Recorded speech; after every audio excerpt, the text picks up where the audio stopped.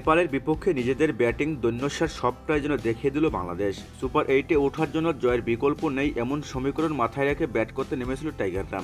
কিন্তু খর্ব শক্তির দলের বিপক্ষে মহা গুরুত্বপূর্ণ ম্যাচেই কিনা আসলে সবচেয়ে লজ্জাজনক ব্যাটিং করল বাংলাদেশ। নেপালের বিপক্ষে নিজেদের শেষ ম্যাচে বাংলাদেশ কোনোরকমে পার করেছে 17 রানের ল্যান্ডমার্ক। 88 রানে 9 উইকেট হারানোর পর টাইগারদের দলীয় 17 রান পার হয় তাসকিন আহমেদের 12 রানের কল্যাণে। নির্ধারিত 20 ওভারও খেলা হয়নি বাংলাদেশের। 19.3 ওভারে টাইগারদের স্কোর 106 রান। সম্পল কারিম প্রথম ওভারে ধাক্কা দেন। প্রথম বলে ফিরেছেন ওপেনার তানজিম হাসান তামিম। ইনিংসের শুরুতে ডাউন দ্য উইকেটে চার্জ করে খেলতে চেয়েছিলেন তিনি, বিপদ বাড়ল তাতেই। সম্পলের গুড লেন্থের বলটাই ভালোভাবে সংযোগ হয়নি। ফিরতি ক্যাচ নিয়েছেন বলার নিজেই। সেই ওভারের শেষ বলে বিপদে পড়তে পারত বাংলাদেশ। এবার লিটন দাস মিস করলেন সম্পলের আউটসুইং ডেলিভারি। জোরালো আবেদনে সাড়াও দেন আম্পায়ার, কিন্তু শেষ পর্যন্ত রিভিউ নিয়ে বেঁচে যান লিটন। পরের ওভারে আসেন দীপেন্দর সিং আইরে। আগের ম্যাচে 4 উইকেট পাওয়া দীপেন্দর আজ ফিরে আসেন বাংলাদেশের অধিনায়ক নাজমুল হোসেন শান্তকে।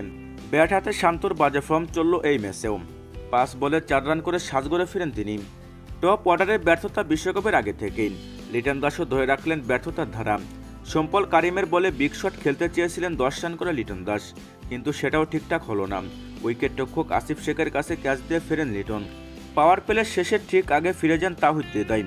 তবু মাহমুদুল্লাহ রিয়াদ 2-4 মেরে বাংলাদেশকে ঘুরে দাঁড়ানোর স্বপ্ন দেখিয়েছিলেন, কিন্তু সাকিবের সঙ্গে ভুল বোঝাবুঝিতে রান আউট হলে বড় বিপদে পড়ে বাংলাদেশ।